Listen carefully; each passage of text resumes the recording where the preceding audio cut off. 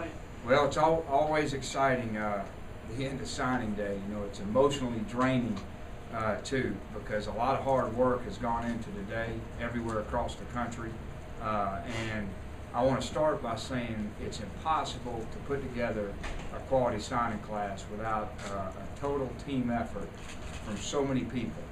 You know, starting with, first of all, the Tennessee brand. What we're allowed to sell here is just incredible as far as our facilities, our campus, the history, the tradition, the game day experience, the fans. You walk right into that and start with a pretty amazing product. But then it really comes down to people, because all that gives you a chance, but ultimately the people make the difference. And our coaching staff has done a very diligent job over the course of the year. Our administration, our support staff, the faculty who helped us on all of our official visits, the students who breathe life into the program, everybody just pulled their weight for Tennessee, and as a result, we have an outstanding class that's going to be coming in. Philosophically, you know, you guys heard me a little bit last year on what I believe in recruiting, and it starts with drawing a circle about 3 hours outside of Knoxville, and then about 5 hours outside of Knoxville, and then about 7 hours outside of Knoxville, where we're trying to build a class inside out. And I think it starts with being relentless and trying to get them on campus early and often, and when they get on campus, begin to forge some real deep relationships that hopefully over time will make them want to be a part of the program.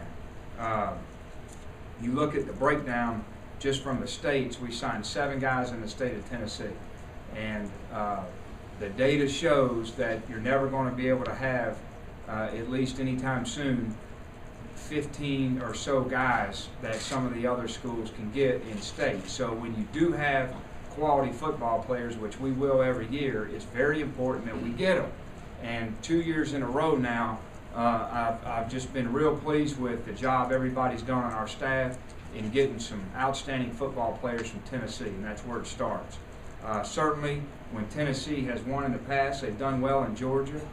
We signed 7 guys out of the state of Georgia this year, 7 guys out of the state of Florida, which has probably got more talent than anywhere in the country from a numbers standpoint. And then we sprinkled it around in some of the other states. So it kind of worked out how we wanted to from inside out. Now, what comes with that is minimizing risk. All right, y'all have heard me say that. With where our program is, with the numbers that we were working off this year, it was extremely important to me that we bring in a group of guys without a lot of risk of leaving, of not being here. And we have about 5 factors we look at in risk. And part of risk is not being a good enough player too. We look at size and speed at their position, which we have sort of standards at every position on what we're looking for. We look at their position specifics at their position, which is there's each skill set, whatever position they require. We look at what I call critical factors, which is kind of the intangibles of toughness, of effort, of discipline, of passion for the game. We look at their academic makeup, and we look at their character as people. And you're never going to find someone really that has all 5. I mean, everybody's got some deficiency somewhere, but it's no different than investing your money. And when you build a class, we're investing in people, and it's important that we minimize the amount of risk. And the couple of things that really stick out to me about these guys is, number one, I think this is the first time I've ever been involved where every single player who committed never flinched. They never wavered. They never got shaky. They never got confused. They never went on another trip of significance.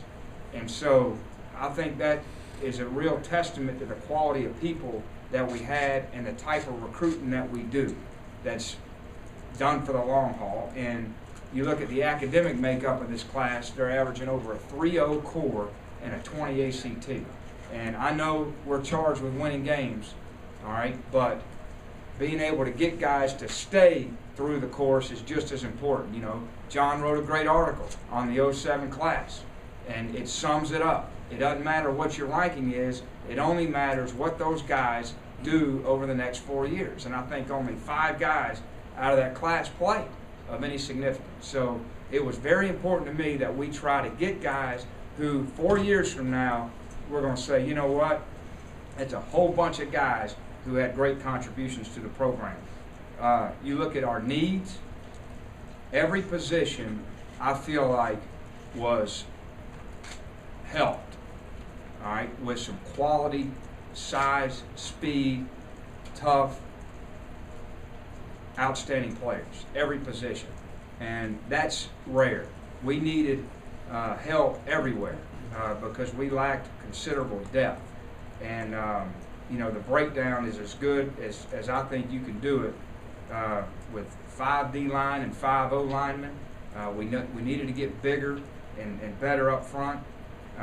2 linebackers, 7 defensive backs, which we really needed some bodies back there. A couple of tight ends, losing Luke. 2 more wideouts, 2 running backs, a quarterback, and an athlete. So I feel good about that. We have 3 junior college players, and I've said from the beginning, we're not going to build our program on junior college players.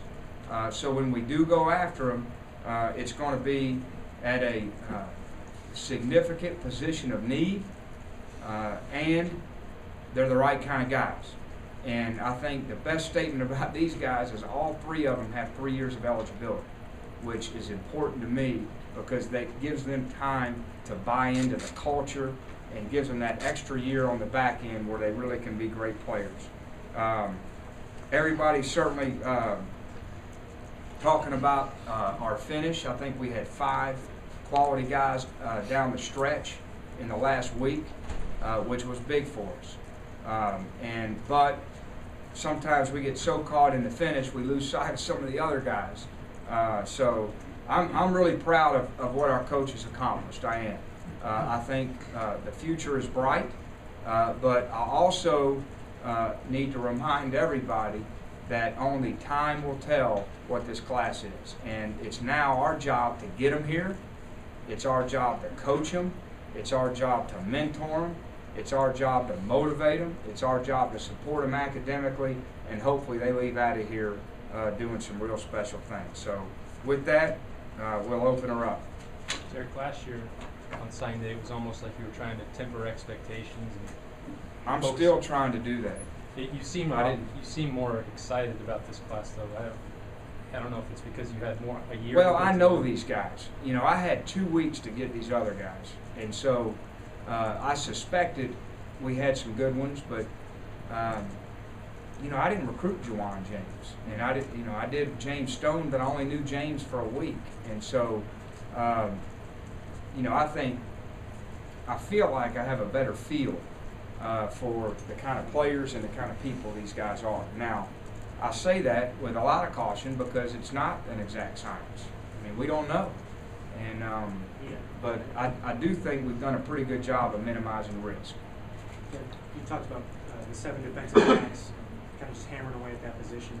Is that something that kind of developed over the season as you saw the weaknesses in the defensive back, or is that maybe something you knew maybe going into this? It was something I saw in spring practice, but I couldn't fix it right away. I mean, we didn't have any guys. And we signed Brent Brewer, if you remember, in the summertime. And so, because we just didn't have any guys back there. So we knew all along we were going to need help, and it was, you know, we also felt like we needed to get some junior college help, and we got 2 guys in the back end who are quality football players. Derek, it looked like you had, I think there are only 2 guys you signed outside SEC states. You're doing that after a losing season. You're going head-to-head with programs that have been more successful. Right. How significant is that to you to accomplish that? Well, I think the first thing that becomes apparent is it is challenging to go in other people's states when the home school is having a lot of success. And it's challenging even when they're not having a lot of success. Just like I hope, and I hope people are now seeing that it's going to be challenging to come to Tennessee to get guys. But for us to survive and to be competitive and to win championships, we're going to have to do it. And you know, and I think the real key, John, is getting them up here early. You know, and everybody was panicking back in June, you know, because we had one commitment. But the way we recruit is very process driven. You know, we don't throw hot sauce on them on a weekend, on the final weekend, and try to swoop them in. That's just not my style, because I don't think that stands the test of time, and I don't think guys that come here with that kind of hot sauce on them that appeals to them are the kind of guys that stick. You know, I think those are the guys that get here and they get surprised that it's actually difficult. So, you know, I think the whole key in going in those states is just being very process oriented, developing a deep relationship over time, selling what Tennessee has to sell, and I think if you do that on enough players, eventually you'll get a quality class. Derek, when you have a class like the 2010 class where you had so many guys play last season, how important is it then to follow up with a class like this that also maybe has as many contributors or fills some of the holes that you alluded to? Well, I think this class, I mean, let's face it, this class is probably the most important class for me and our staff. You know, you don't just get 10 years at these jobs, so you better, you know, have a pretty good first recruiting class. And time will tell if it's good enough. Now, you say, is it important? Take this statistic and see if it is. Next year's team will probably, 70% of our roster will be freshmen and sophomores. So we're going to be one of the youngest teams in the country next year. And I know that probably shocks everybody, but that's the deal. I mean, we got about 10 to 12 seniors. We got about 12 juniors, and then we're going to have 25 or 26 sophomores and freshmen. And so this class was very important, and you're probably, who knows, but it'll be a good opportunity for a lot of these guys to be on the field early. And then you referenced the in-state haul that you guys had last year, and you got the top 2 players in the state last year. Why do you think in a short period of time that you guys have been so successful in the state of Tennessee? Well, I think it speaks for the program. And, you know, when you have the kind of program like Tennessee that has a fan base the way we have, and all across the state, kids grow up hearing Tennessee, Tennessee, Tennessee. They should come here because of what we can do for them forever. And, you know, you hear that term a lot about being a ball for life, but it's especially prevalent in this state. And I think anybody who's played from this state and graduated and done some great things while they were here in Tennessee, I'm sure in many ways has benefited forever of having been a part of the program. And so I just think when you're an in-state guy, you can, you know, your program can do a lot for them. Derek, John alluded to the guys playing right away, and you maybe not in a position yet, 6 redshirts last year. It's premature to say a definite number for next year. But down the road, what's about the right number that you think for a signing class that should redshirt? You know, that's hard to say, but I think, you know, everybody's a little different philosophically on how quickly they push freshmen into the lineup. And a lot of it depends on your rotation. But, you know, when I was at Louisiana Tech, we played about 10 a year. We played 17 this year. You know, 17 is probably a little high. It means you don't have a very deep football team. So if you're playing less than 10, it means you're probably pretty stout up on the upper level classes. You know, a lot of returning starters. It doesn't mean you're a bad team, you know, so it just depends. You talked about the 7-hour radius, that was probably the boundary, but you guys did a lot of work in Florida. Mm-hmm. How do you go in there and beat out the big 3 for some of those guys? And is that part of your plan going forward to continue to go to Florida? It's statistically driven, okay? You know, if you're going to sign a player, you better recruit about 5 at that position. And so you have to build your board. And recruiting them doesn't mean you're calling them and sending them a letter. I'm talking about developing the relationship with them. And then but you know, there's a lot of SEC exposure down there. A lot of kids leave that state. There's a lot of flights to Knoxville, and that's a big selling point to the family for faraway kids. It's a hard deal. So we're going to have to do well down there. And I think we did a real good job of doing that. You talked about the coaches doing well, and Darren and Charlie had really good relationships already built down there. Was that something you could use with those guys where you couldn't use with other guys like Justin coming to the East Coast and even Eric Russell some not being recruited in that area even though he did well? Well, Eric Russell had no ties there, and, you know, 3 guys he signed. So ties help. But, you know, if you can recruit, you can recruit. So I've always felt like that. Now, is it better to be able to recruit an area over time? Absolutely. No question. Can you talk about the ability of the staff to sell the Ball for Life program? Because a lot of kids were tweeting about it and they were putting their signatures on their text messages. I mean, they really bought into it. I mean, can you kind of talk about the staff's ability to sell that? Well, it's important to me as a head coach, you know, that we develop them as people. And I think the players and the families can sense when it's genuine.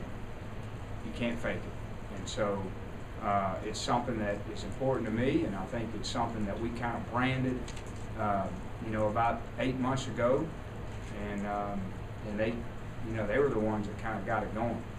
You know, these guys are, this social media,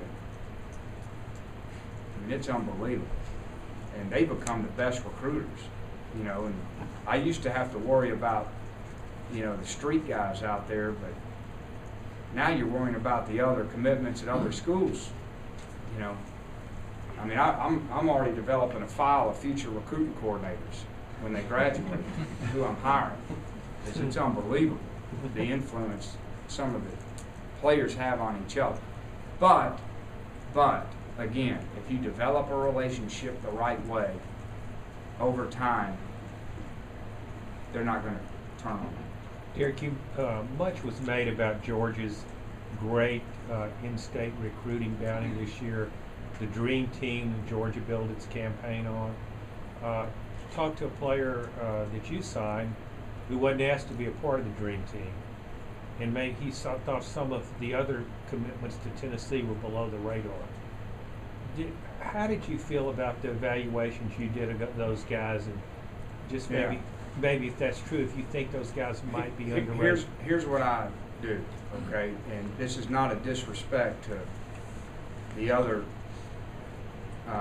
services that rank players, but I have a very systematic approach, and those 5 factors that I mentioned, that's what I do. And I watch the film. I don't evaluate with my ears, I evaluate with my eyes when it comes to as a player. And I don't know how many stars or numerical or position rank. I don't know any of that when I'm watching the film in February and March and April and then in the season. So we just go through a real diligent evaluation process, and if I like the guy and think he can help us, we take him.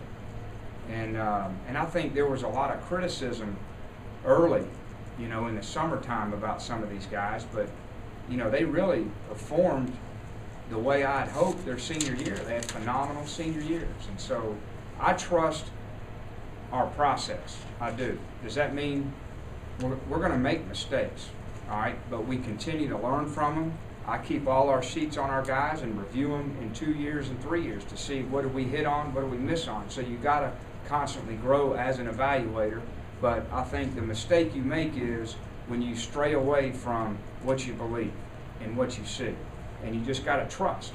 And you know, if this thing doesn't work out, I can go to bed and say, hey, my guys didn't pan out, instead of saying crap. You know, I shouldn't have listened to whoever, John Bryce.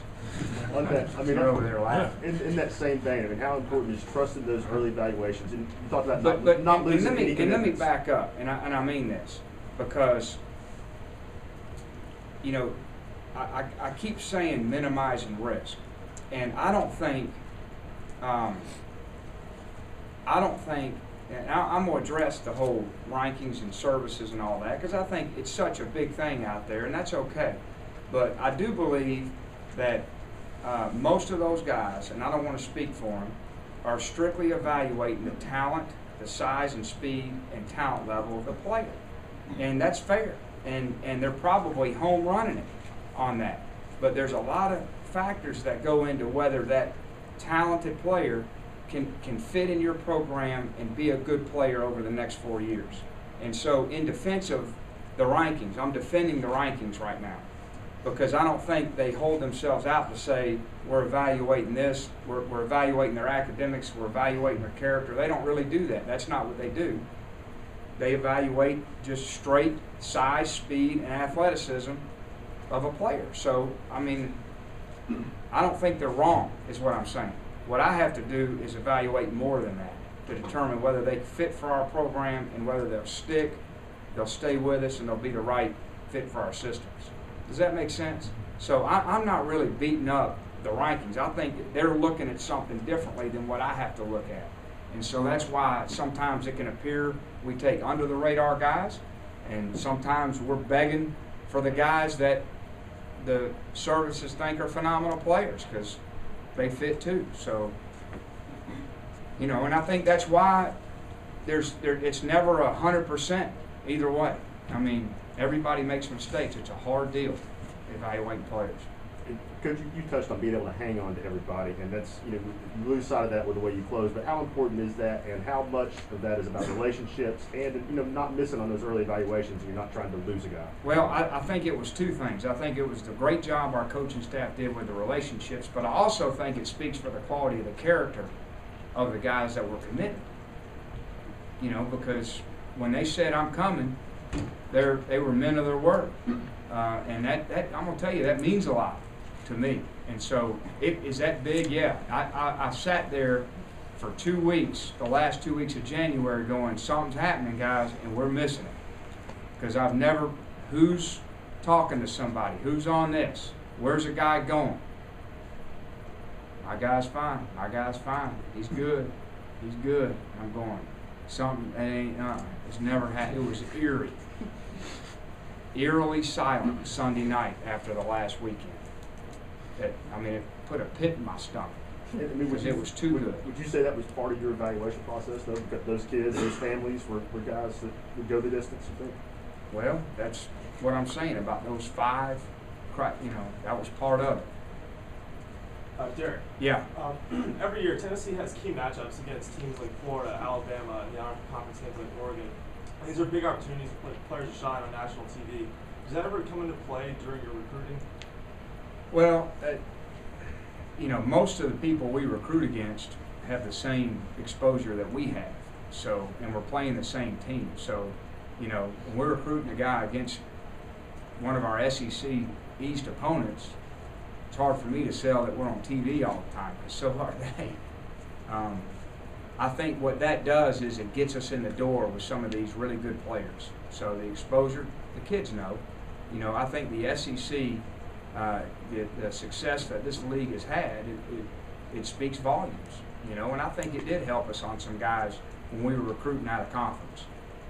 A little bit more on the Ball for Life program. I mean, obviously you had envisioned it being a big part, but did it take off maybe a little bit quicker than what you even thought of? And then how valuable is it to truly have a former Ball heading it up in Andre? Yeah, well, I'd hope that it would help us. I mean, I did. I mean, you know, there's 2 sides of the program. One is what I feel. I want to help them. I feel a responsibility to help them, but certainly, you know, you want it to help you recruit guys too. And I think, you know, let's face it, if you're a young man and that appeals to you, what does it say about your character? So again, it goes back to minimizing risk. By me selling that program, if a guy, that doesn't interest him, then I don't care how good he is, I'll probably won't enjoy coaching him. So maybe he should go somewhere else. And so that's another way to minimize risk, by what you sell. If I only sold the NFL, there's a lot of other issues when they come on campus that I'm going to have to deal with that may not be so well. So when you sell the right stuff, it allows me to know when they come here, everybody understands what I stand for, they understand what the expectations are, and hopefully that will minimize a lot of the attrition. And then with a full year now, obviously recruiting in the SEC and recruiting at Tennessee, what'd you learn about that, and how much has that helped you and sort of helped you shape what you do moving forward? I think it validated a lot of things I suspected. It is unique because you have to go to so many different places. It makes your 6 weeks on the road probably a little more grueling than some of the other schools who can just pop over an hour drive and hit 3 guys. So it's got its challenges, but I also believe it really is. It brings a unique and special opportunity for our players who come here, and I believe this in my heart that our lettermen have as incredible a passion for this school as any program in the country, and I think a part of that is because they come from so many different areas and they unpack their bags. They're forced to forge new relationships, and I think it's a great selling point. Derek, how much does it help you, do you think, your background in the South, familiarity with this culture and knowledge of the SEC, how much does that help you in recruiting these states? I think it helps because it's different. Recruiting in this league is very different than in other parts of the country, and I think anybody who's been in other parts of the country who comes into it will tell you, wow, this is different. It doesn't mean it's anything illegal. I'm not saying that. It's just different. So yeah, I had been in it, for a while, and then of course at Louisiana Tech, I was still in the same demographic makeup with the people and the cultures. Every year you always wanted to hope that all these guys are here by August, but with the way the particular scholarship numbers are, how important was this year to make sure that almost all these guys are going to qualify academically? Yeah, it's exactly what I stated about minimizing risk, because we couldn't afford to have a lot of high-risk guys in this class, not with 12 seniors and 11 juniors or so. We needed to have these 2 classes, this freshman and sophomore class, they need to go through the program with minimal attrition. So we have a couple of really good senior classes back to back. That's what you'd like, and I think if we do that, then the results will come on the field. Did you do anything differently maybe this year than you have in years past with evaluating kind of that academic side and everything like that? Just double check? I think it's fair to say that I was very conscious early on what their academic makeup was and their character makeup. Yeah, and I constantly was monitoring that. I think it's fair to say on more players than I normally did, and as the class, as we get a commitment and another commitment and another commitment, it affects what the next guy is. And so, you're trying to shape together a class that has a good makeup and has diversity. It's got some risk, so it's just a process. Derek, in terms of players that you already had, any major changes over the last month? Kuda said he was transferring, and we looked at Art Evans, anything? At some point, I'll get to that. Give me a week or so on our roster. You talked about how airy it was and nobody was looking around. Did that make today less stressful? Or No, it made it more, because I still said something's going to happen. And it did. And I was like, whew, wow. So I had to reflect a little bit on it. I don't think I've ever been a part of it. I really haven't. What's the day like for you on the signing day? When you wake up all the way through right now? Well, when you wake up, you're really ornery. And you're angry because you don't have any players yet. And then a guy says his fax will be there at 7:30, and it's 7:31 and it's not there, and you begin to panic. And it doesn't roll in until about 10. Because he's down there having a good time and hugging, and you're just sitting there, and you're scared something's happening. Oh yeah, I'm good, coach. So the end of signing day is what is fun. The worst 3 days in a head coach's life in college, in my opinion, are Sunday afternoon, Monday, Tuesday, and Wednesday morning. in the beginning of February, because there's a lot at stake. You know, that's just one man's opinion. Other than I'm glad upgrading, those 3 days are over. Huh? other than upgrading the overall depth, what would be a priority that maybe you felt was just a desperate need to hit this year? Well, we had to increase size and speed at every position. You know, I mean, a good way to sum us up last year was little and slow. So we're trying to be big and fast. And I feel like we did that. Now, whether we're any good, we'll find out. You talk about increasing size. But our stature, you know, we played some games where we were getting hit and it looked like it hurt when we got hit. You know, and I like to be kind of on the giving end. So you look at all these guys, I mean, they're big guys. You know, we're measuring their hand, their arms, everything. And we need some big guys who can run. You talked about getting bigger. DBs look like they're a taller. Is that something you prefer? Is a little bigger version of defensive back corner, especially? Well, you know, a little girth. I mean, our safety, I mean, our only all-conference player this year is a 180-pound safety. And when you're tackling 225-pound backs, you can't hold up. You know, so you better have some weight. You know, you look at our linebackers, our 2 linebackers we signed, one of them's 245 and the other one's 235. I don't think we had one guy on our team at linebacker even close to that. Our heaviest linebacker was 225. Coach, It makes a difference. You know, that doesn't mean we're going to be better. All right, but when you ask priority, we got to improve size and speed, and we need to do it every year. Yeah, well, a lot of coaches obviously talking to kids about playing time as a freshman, which is attractive to them. The fact that you had so many freshmen, even a quarterback as a freshman playing, did that seem to help you with a lot of these guys? Yeah, but everybody sells it. I mean, you know, look, every coach out there says you can play as a freshman. And if the kid wants to believe it, he'll believe it. So I think is it important to the player? Yes. However, every program's selling it they can. So I don't know if that's as big a deal. I do think what a lot of the players saw was they saw a lot of young guys out there performing well. And they felt like that the program took a shift in the right direction. But, you know, we have to remember that we are in a rigorous process and not even close to where we need to be as a program. And it's a long journey ahead of us. So this is, to me, another positive step. Derek, when you make this sound almost torturous, the final days of this process. On the other hand, you have these players getting up, making announcements, turning caps around. Isaiah Crowell brought out a little bulldog puppy dog. Mm-hmm. I don't guess you can really appreciate the humor and theatrics in that. No, I don't. Even when they come our way. Really? Yeah.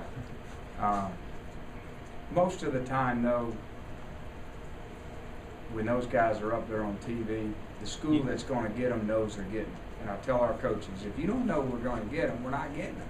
So you just wish them. So the agonizing part, really, John, is when they commit to you and you know you got them, but you just hadn't gotten that fax. So that's the agonizing part. Watching that stuff on TV, you know where they're going. I mean, it's theater. You mentioned building. I wish we didn't do it, but I understand. You mentioned building. Excitement. You mentioned building relationships. How important is that to go just beyond just the player himself and even get in, to the family as well? Oh, it's critical. And it's the families, it's the coaches, high school coaches, it's the friends, and it takes time, and it's got to be genuine, and it's like I said, it's not hot sauce recruiting. Derek, do you think it's going to be easier now to get guys on campus for unofficial? Well, you guys were fabulous on that, but nobody really knew a whole lot about you last year. Do you think it becomes easier now that you're branded out there, you at Tennessee, and not just the Tennessee brand, to get kids to come look at you on their own dime? I hope what makes it easier is just time in the same areas, the coaches, and y'all mentioned about people with Florida ties, but I think it's always going to be hard because every school is getting guys on campus. I mean, that's the whole key to the drill now, and we have our geographic challenges.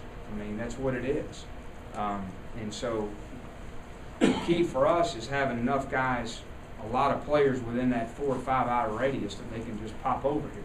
That's the real key. And, you know, every year's a new year on that. Looking back, are you surprised at how many guys you got in unofficially and the multiple times the repeat trips some guys made your first year, first full class? Well, that was the expectation. I would have been disappointed if we didn't get that. Let me put it that way. So, I wasn't really surprised. I would have been disappointed if we didn't because that's why I didn't panic, when everybody was getting nervous about where we were because we were sawing wood pretty good. We were getting a lot of guys in. I would have gotten real nervous had we not gotten our teeth in as many guys. And it's a numbers game. I mean, you have to get a lot of guys. There's a lot of good football players out there. I mean, look how many guys. All these, I don't know how you go from who's number 8 and who's number 9. Everybody's got a lot of good players on their deal. You only used a little over 40 official visits. We used 40 official visits and signed 28 guys. Is that scary to think that you go, because you're talking about the numbers game that you have to have, 4 or 5 guys to sign at that lead position. Yeah. Is that an anomaly? No, I think that means you're doing it right because you got a good feel for who you got bringing in, and you got a feel for who is a little you're not sure of, and I think we hit it just right. Hey, I wish we could get to the point the way Texas is.